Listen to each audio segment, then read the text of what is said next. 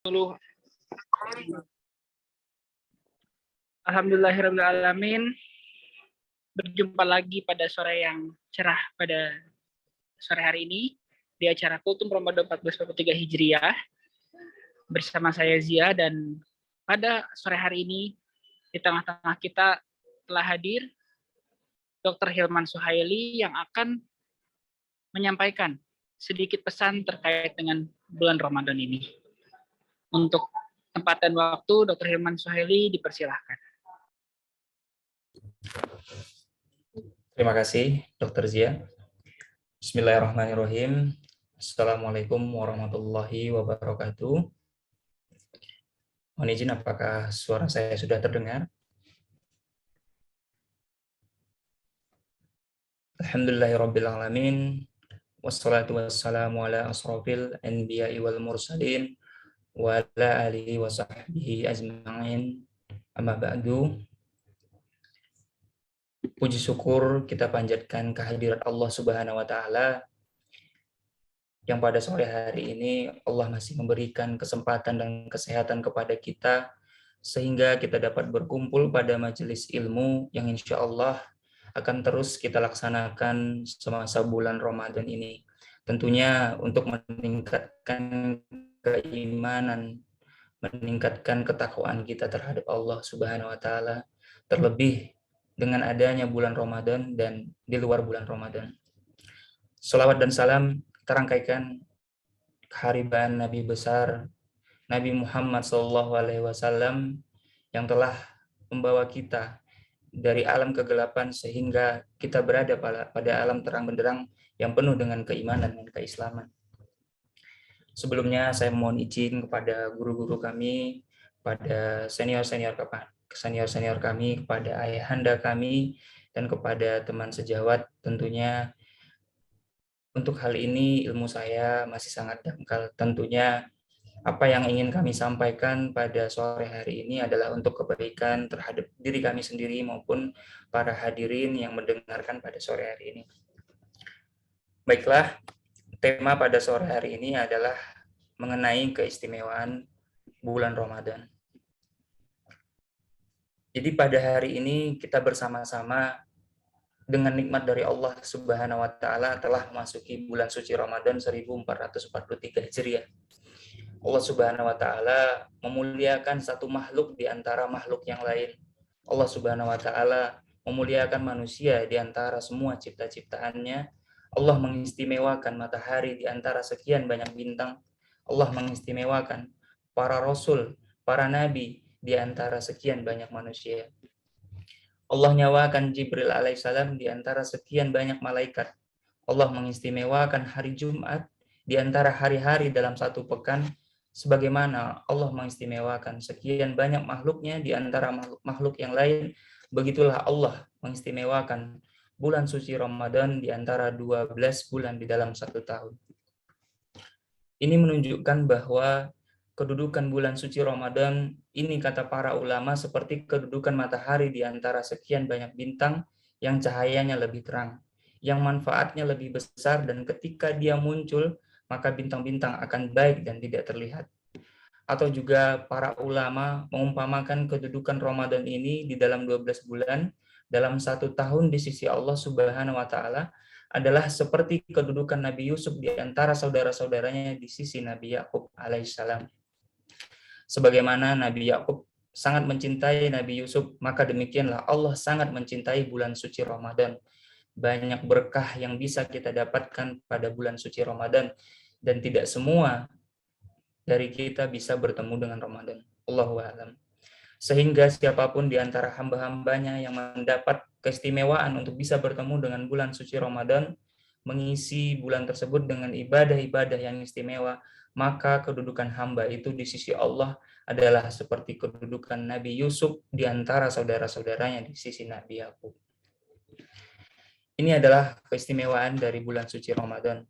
Dan kalau kita membaca hadis-hadis Nabi dan perkataan para ulama tentang bulan ini, maka kita akan menemukan banyak sekali keistimewaan yang dimiliki pada bulan Ramadan dibanding dengan bulan-bulan yang lain. Walaupun sebenarnya semua bulan dan semua waktu adalah waktu-waktu yang baik.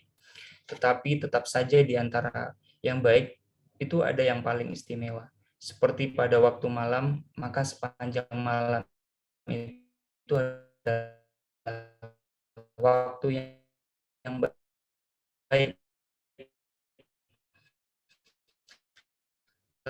tetapi yang paling istimewa adalah sepertiga malam terakhir. Sepanjang satu pekan adalah hari yang baik, dan hari Senin, hari Selasa, Kamis, dan hari-hari yang lain. Tapi Sayyidul Ayyam, pemimpinnya para hari adalah hari Jumat.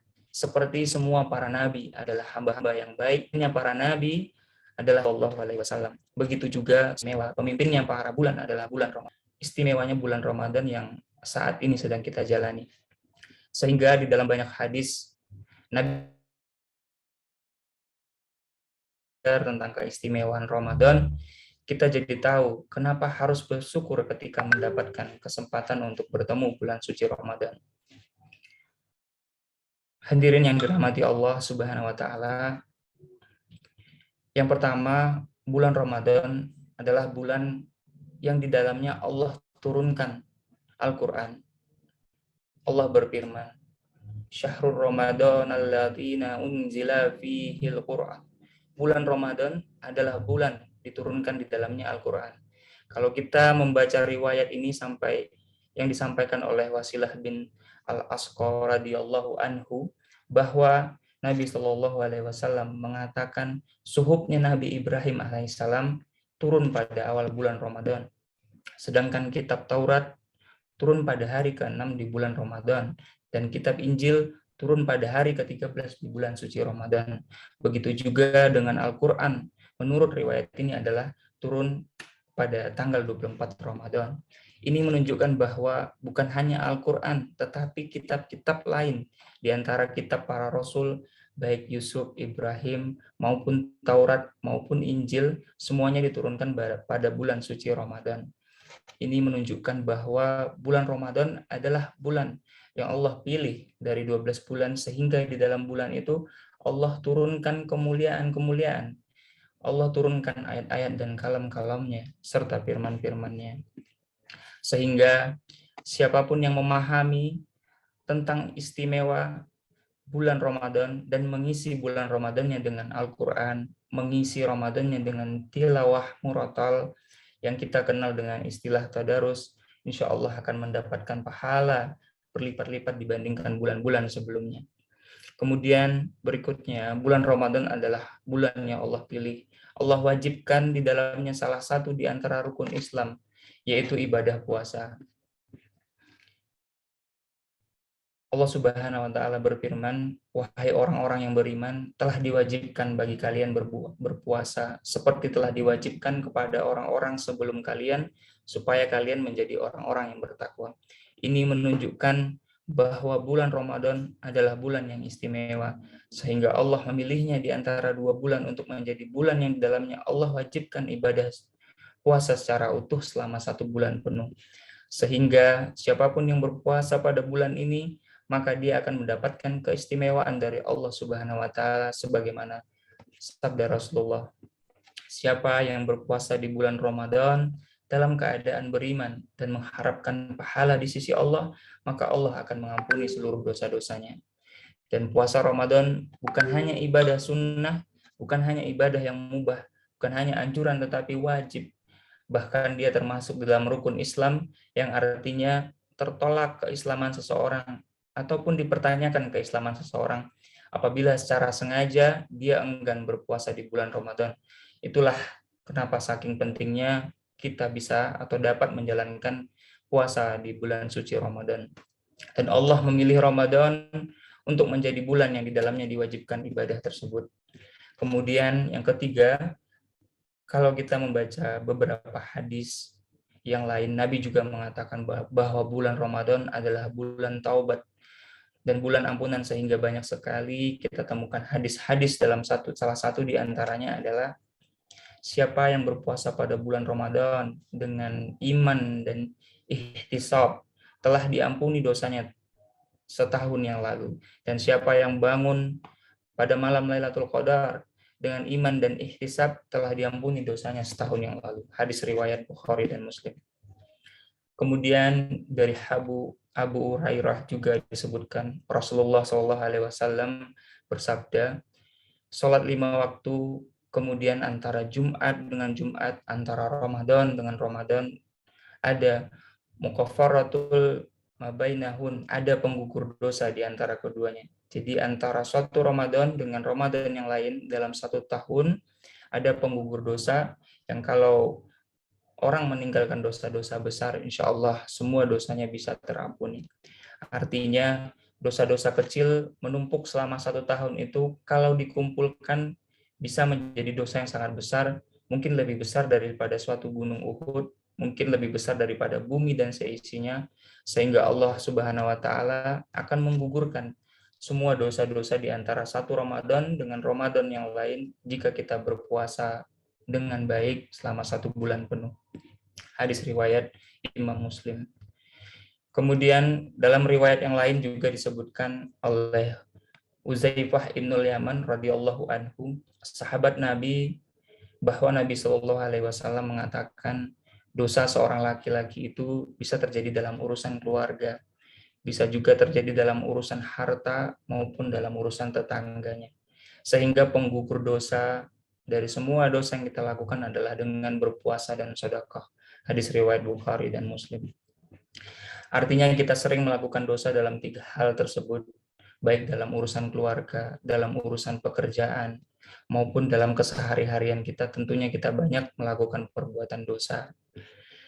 Kemudian apa yang kita peroleh, nafkah yang kita peroleh terkadang juga bercampur dengan subhat, dengan yang haram, atau juga kita kadang sering menyakiti teman-teman kita, sehingga pada bulan Ramadan ini atas beberapa kesalahan yang mungkin kita pernah perbuat pada bulan-bulan sebelumnya, dapat kita jadikan bulan Ramadan ini sebagai ajang ibadah kita untuk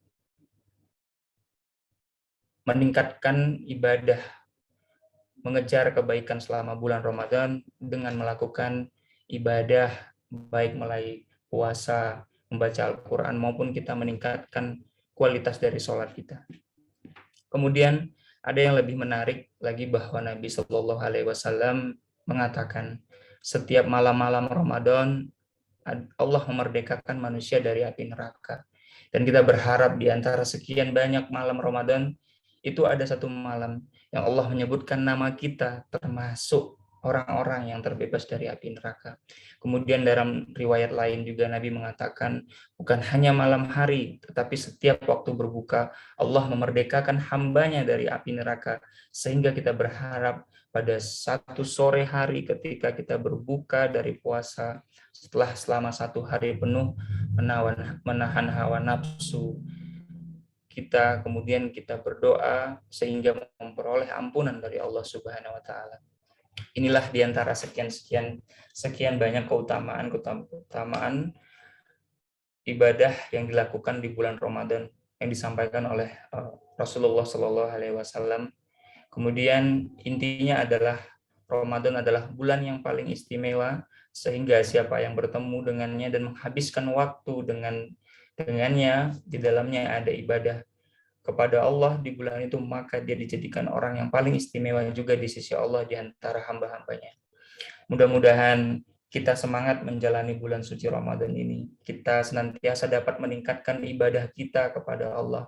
Tentunya akan memberikan sebuah habit atau kebiasaan, sehingga apabila kita sudah terlewat dari bulan suci Ramadan, kita dapat menerapkan kebiasaan-kebiasaan ibadah kita dengan kualitas yang baik di bulan selain Ramadan. Mungkin demikian yang dapat kami sampaikan. Lebih kurangnya kami memohon maaf, tentunya banyak kekurangan. Semoga amal ibadah kita yang kita lakukan pada bulan suci Ramadan ini diterima di sisi Allah, dijadikan sebagai suatu simpanan atau tabungan ketika kelak kita dihisab di yaumul hisab nanti. Dan semoga kita semua termasuk orang-orang yang ditolong oleh Allah, yang dimasukkan ke dalam surganya. Amin, amin, Allahumma amin. Wabillahi taufiq wal hidayah. Assalamualaikum warahmatullahi wabarakatuh. Waalaikumsalam warahmatullahi wabarakatuh. Terima kasih Dr. Firman Suhaili atas pencerahannya. Alhamdulillah pada sore hari ini kita telah mendapatkan sedikit pesan terkait keutamaan bulan Ramadan.